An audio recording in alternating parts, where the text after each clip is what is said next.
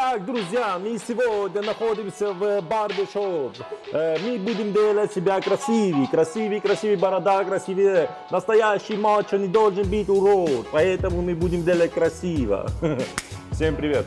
Сейчас развелось очень много мужчин, которые, так же как и я, отпускают бороды, но, к сожалению, не все знают, как это сделать. Сеньоры, послушаем это! Мы подготовили наше тело, нашу бороду к бритью.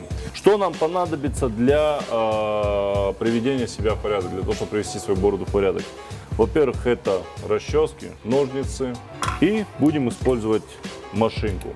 Ну, понятное дело, сначала мы ее расчешем. Расчесывать бороду всегда надо по шерсти, только после того, как мы рассчитали против шерсти. Мы должны понять, что у нас творится и что мы будем состригать. Вот говорят, побрейся, бороды носят только ленивые. Ничего подобного, друзья. Бороду, чтобы носить, нельзя быть ленивым. Потому что только ленивый будет зарастать, вот как я сейчас. А когда ты ухаживаешь за бородой, ой, это больших трудов стоит. Нам нужно убрать бока, чтобы щеки у нас не казались огромными.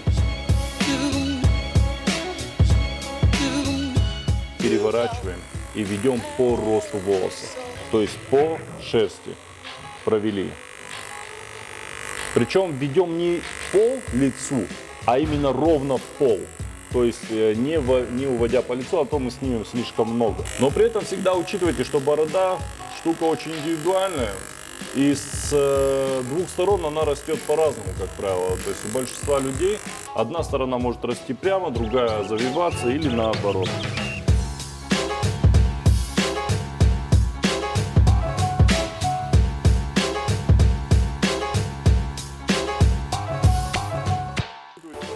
Очень многие испытывают огромные сложности с окантовкой именно горловой части.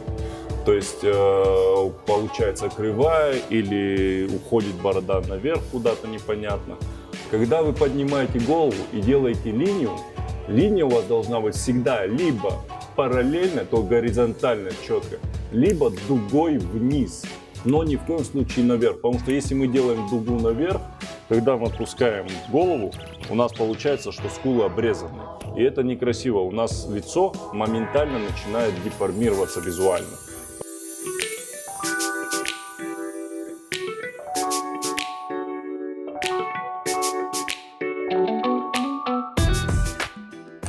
Главное не делать это с похмелья, потому что рука может дрожать. И остались без бороды. С бородой есть такая хорошая присказка, когда вы стрижете бороду, да и в принципе во всем. Лучший враг хорошего. Если будем делать и смотрим у нас хорошо, не пытайтесь сделать еще лучше. Оставьте хорошо. Итак, казалось бы, вроде аккуратно, вроде симпатично, но нет. Да ты урод. Поверьте мне. Ну, если не 50, то 40% аккуратного вида вашего лица с бородой зависит от усов. Берем ножницы, аккуратные, маленькие. Можно даже взять ножницы для вот такие маленькие, для ногтей, которые продаются. Они достаточно острые и удобные. И берем следующим образом. То есть расчесали усы ровно. Сначала подрезаем линию над губой ровно, то есть наверху. Делаем ровную линию. При этом старайтесь не выходить за уровень губы, то есть за линию губы. Чуть-чуть ниже должно быть. Потом делаем следующим образом. Берем ножницы и от центра к краям.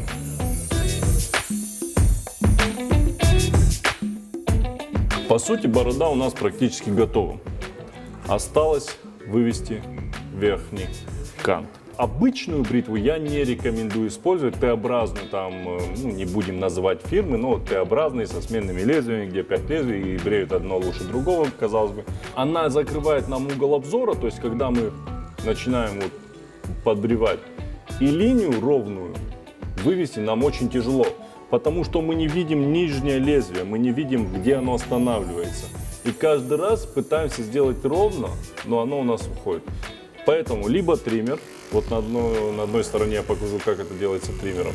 Берем просто и аккуратненько, раз, два.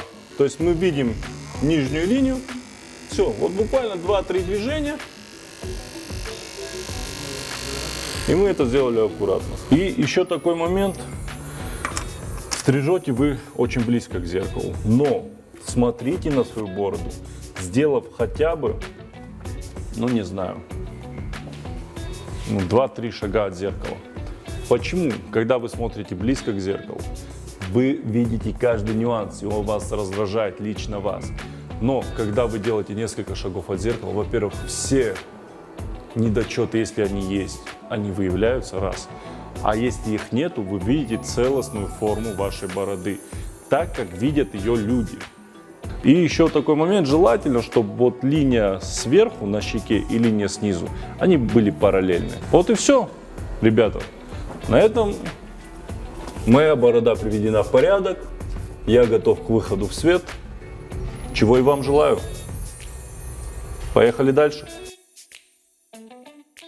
Я показал, как нужно делать бороду в домашних условиях, как можно ее сделать. Но многие скажут, ну ты что, дружище, у тебя инструмент профессиональный, у тебя то, все, пятое, десятое. Нет, ребята, инструмент, он обыденный, который можно приобрести в любом, по сути, в любом магазине бытовой техники. Итак, господа бородачи, первый инструмент, который мы используем для нанесения контура и вообще бритья бороды, это бритва пасты. То есть, в отличие от Т-образной бритвы, когда мы ведем, мы видим. То есть мы видим линию, она у нас не гуляет, она у нас не закрывается другими лезвиями, и, соответственно, мы можем ее сделать ровной. Также и здесь подровнять. Если мы не справляемся с такой вот штукой, как опасная бритва,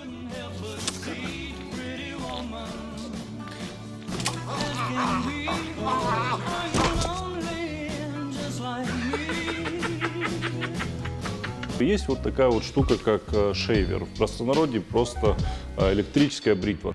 В отличие от многих других электрических бритв, у этих аппаратов достаточно тонкое полотно с мелким зерном. То есть ошибиться нельзя. Если я проведу сейчас по своей бороде, она ее не возьмет.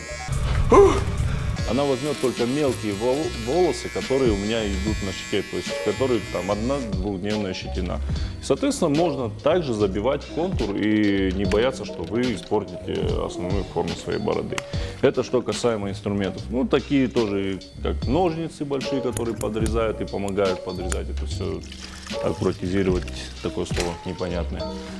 То есть вот этого, по сути, набора, который может обойтись в среднем вам, ну, максимум, 15-20 тысяч вам вот это обойдется. Однако этого всего вам хватит на много-много-много-много лет. Первое, что бы хотел заметить и подчеркнуть, нельзя бороду мыть шампунем. Ни в коем случае. Нельзя. Почему? Объясню. Шампунь содержит такое средство, которое расщепляет жиры. Если шампунем мы моем, шампунь вымывает этот жир, и волос начинает пушиться, становится такой елкой. Если он елкой, соответственно, у нас борода в разные стороны, борода пушится, и это некрасиво, это неправильно, это не эстетично. Поэтому для бороды лучше использовать мыло.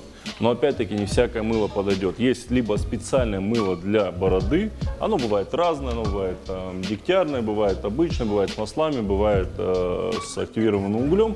Это не имеет значения, лишь бы оно было именно для бороды, но не всякие крем-мыло и всякая попсовая ерунда, которая лежит на прилавках. Либо, если мы не хотим использовать, относительно дорогие, они там рублей 300 у нас стоят, дорогое мыло, то мы используем обычное хозяйственное мыло. Но есть небольшая заметка. Хозяйственное мыло не более 65% содержания щелочи, чтобы там было. То есть на хозяйственном мыле, если вы вспомните, как правило, бывает указана процентовка.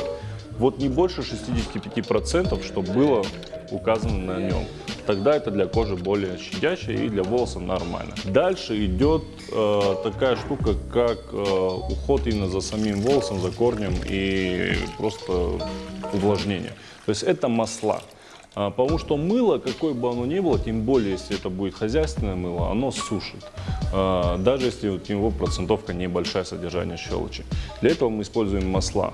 Опять-таки штука недорогая, плюс можно выбрать из множества представленных на рынке фирм достаточно объективные цены, то есть это адекватные цены, то есть это там от, грубо говоря, от 400 рублей и выше. Для таких именно бород, как у меня, то есть не коротких, а длинных, да и в принципе для коротких очень хорошо использовать вот такие вот щетки. Они бывают разные.